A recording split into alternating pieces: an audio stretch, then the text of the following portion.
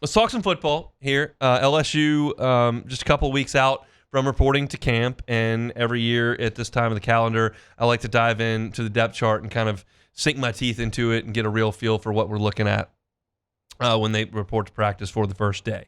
And so I write a series called In Depth Chart, which is on LouisianaSports.net, and it goes through every position on the field. And I started today with center. I'm going to do guard and tackle in the next couple of days, and we'll get to tight end, wide receiver. We'll go back to running back and quarterback to wrap up the offense. But center is very interesting for LSU this year. Last year, DJ Chester was in the middle of that incredibly veteran offensive line. Will Campbell, Garrett Dellinger, Miles Frazier, Emory Jones, just 3 years of continuity starting. And you had a deal where you were losing your center in Charles Turner, who was a little bit undersized, but technically sound and tough. And you were adding in a 6'6", 320-pound center.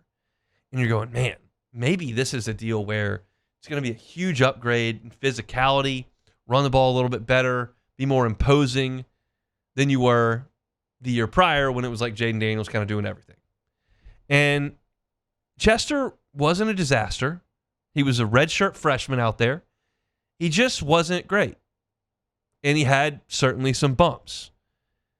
If you look at his Pro Football Focus grades, he only graded higher than a 60 3 times. One against the Nichols, one against UCLA, and then one in the bowl game against Baylor. His SEC average grade on PFF was 51. Pass protection, 64.6.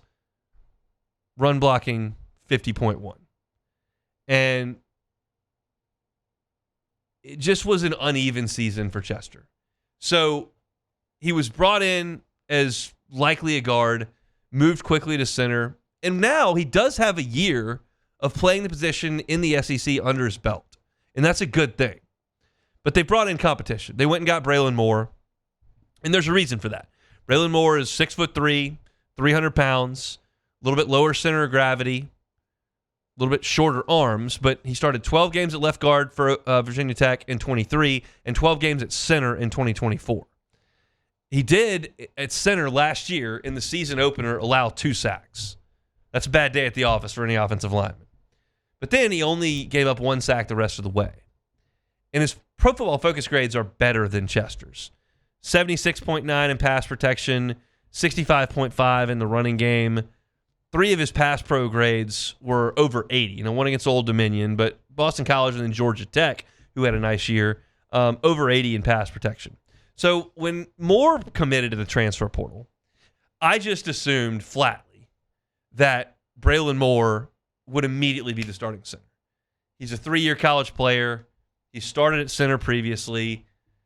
LSU had some issues at center. Like, this is what they're going to get him to do. And we go out in the spring, and DJ Chester is taking the vast majority of the steps with the ones at center. Moore played a little bit the second team, but it was generally DJ Chester at center much of the spring. But later on in the spring, that started to change a little bit. Usually, in the first group, DJ Chester would go with the ones at center, and then they'd run the first group back out there, and Chester would go at right guard, and Moore would play center. And Brian Kelly said time and time again in the spring, and repeated himself again in Atlanta last week, saying the spring was not about the depth chart. We're not trying to find the starters in the spring. This is about 2 things. It's about tactical advancement and technical advancement. We want guys to be technically sound in their mechanics, how they're doing things, and we want to have an understanding of the defense and the offense that we're trying to call. So technical, technical. Tactical, technical. That's what they're trying to do. Not starters, not 2s, not 3s. But they also said in Atlanta last week, we've got to get to our starting lineup more quickly to develop the cohesion, the cohesiveness, to go out there and be at our best in week 1. Maybe that's been a bit of an issue. They've taken their time naming a starter at this position or that position, evaluating guys at this position or that position, not getting guys enough reps on the field as a unit, and it's hurt them in openers. I'm just hypothesizing. But I'm telling you that he did say, this is not a hypothesis, he said it, we got to get to our starters more quickly. Okay. Well, then start Braylon Moore. That's my solution. And that's what I think is going to happen in this spot. I think you got Braylon Moore as your starter. DJ Chester will very much compete for a spot at right guard. If he wins it, great. If he loses it, he's your reserve center. Even if he wins it, he's your reserve center, and then you'll plug somebody in at right guard, whether it's Cohen Eccles, whether it's the Carius Curran, the freshman, whether it's Bo Bordelon. Like, I'm not sure. And I wrote this at LouisianaSports.net. I don't know who the emergency third center is. I don't know. I don't know that we got a good enough look, and I'm not that concerned. You start losing multiple guys at one given position, like that's going to hurt anybody. So Chester's your backup. Moore's your starter. I think Chester goes to right guard, and that's, to me, the best way to line up this offense. You've got to play better at center this year. Whether that's DJ Chester making a jump, which is completely plausible. He was a redshirt freshman last year who hadn't played. Maybe he takes a big jump into his second year. Or Braylon Moore is just significantly better. And look, we've seen ACC Big 12 transfers come into LSU and perform. We've seen them come into LSU and wilt. I don't know. I can't tell you what that's going to be for Braylon Moore. But he's a pretty good player at Virginia Tech. He's got some pretty good measurables. And I think he's a better fit there than Chester, who maybe just is a little bit long and lean for that. Maybe better suited at guard.